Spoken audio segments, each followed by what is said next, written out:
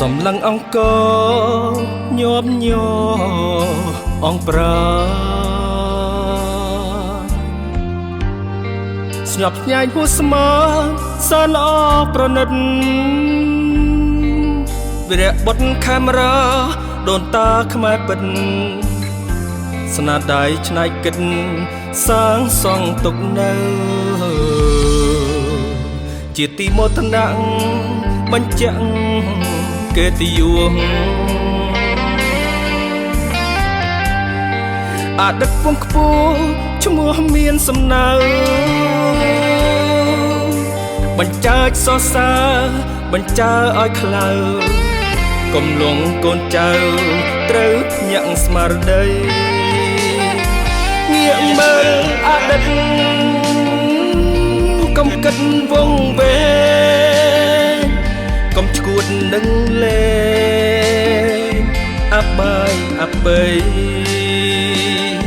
កុំគិតតែផឹកស៊ីខំពេលខំណៃភ្លេចអងព្រួយភ័យថោកថ្លៃលែងគិតរៃដីអង្គខ្ទាខ្ទដាស់ផ្ដាំខ្មែរអើយចូលចាំកុំស្រាំគំនិត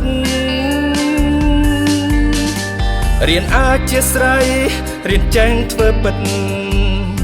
សំឈ្មោះអតីតពូជសាងអង្គ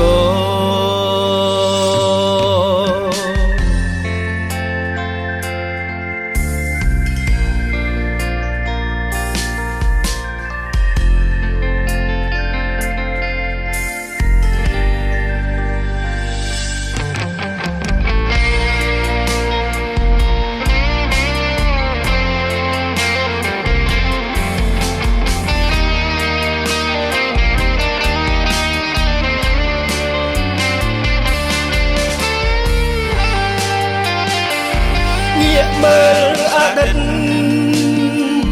កុំគិតវង្វេងកុំឈួតនឹងលេងអបាយអបិយកុំគិតតែផឹកស៊ីខំពេលខំណៃភ្លេចអងព្រួយភ័យ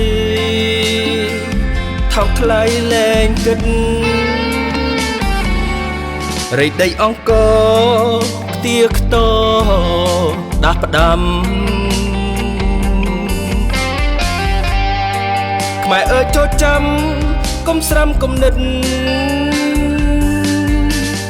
រៀនអាចជាស្រ័យរៀនចេះធ្វើពិតសំឈ្មោះអតីតពូជសាងអង្គ